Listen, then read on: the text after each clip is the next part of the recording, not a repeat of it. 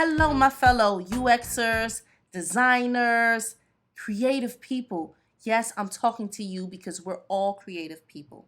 My name is Janisa Simmons, and I am a principal user experience designer. Today, I want to share with you an idea. Don't be afraid to make mistakes.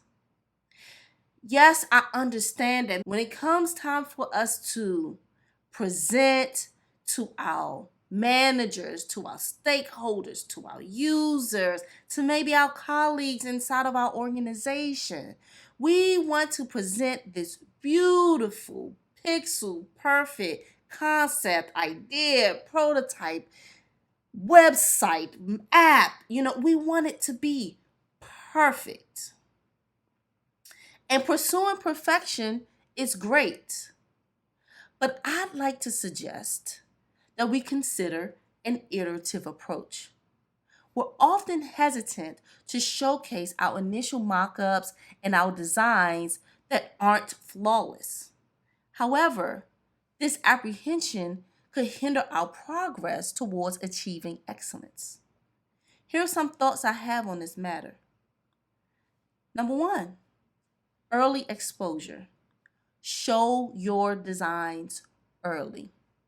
It is crucial to display your designs as early in the process as possible. Even when you're sketching, you have very low fidelity wireframes, maybe preliminary concepts or low functioning prototypes. You want to show this stuff early because you want to test out your design, you want to test out the flow, and you want to start sharing your ideas. By doing this, you'll actually become more comfortable with making mistakes and you'll be more open to corrections early.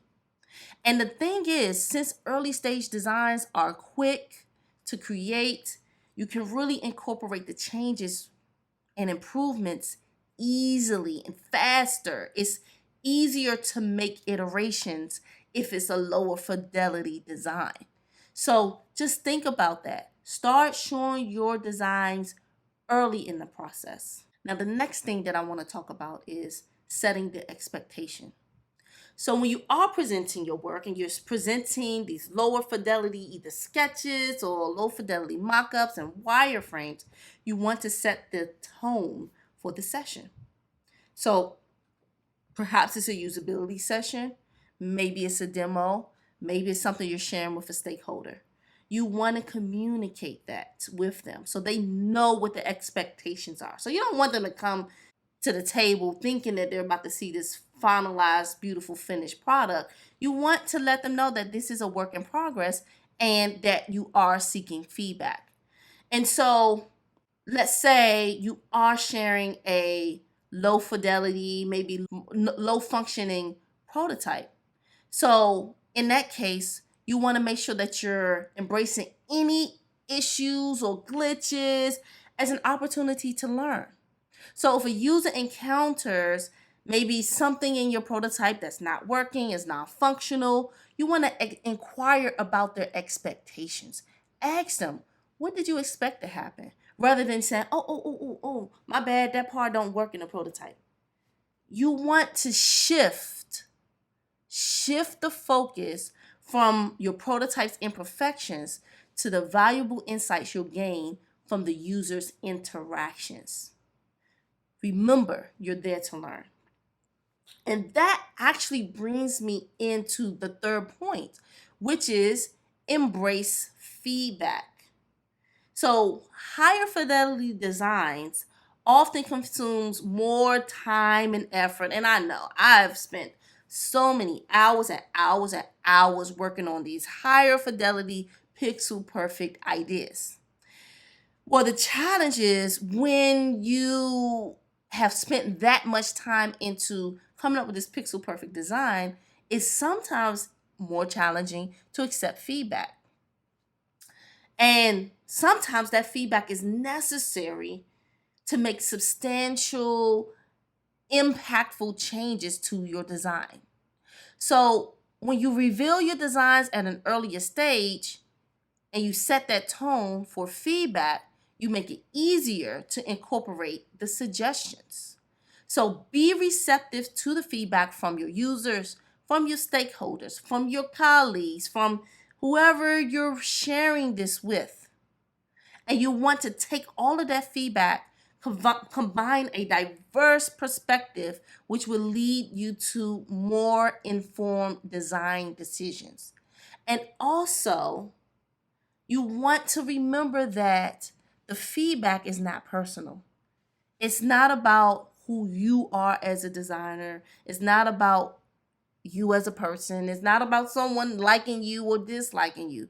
It answers this question. It answers the question, does this design work? Is it solving the problems that the users have? Okay? So it's not about you. And remember that. So embrace the feedback.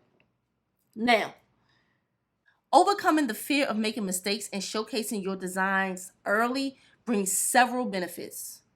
It saves time by guiding your design direction and helping you to make better decisions.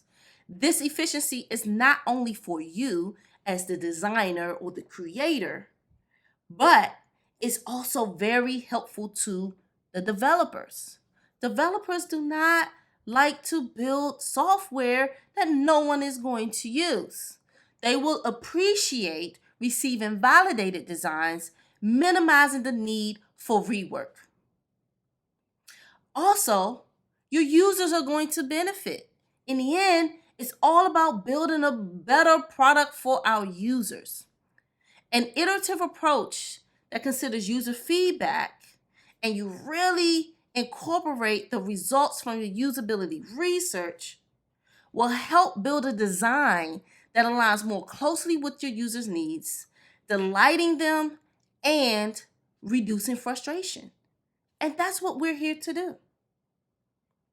So, in conclusion, don't shy away from making mistakes.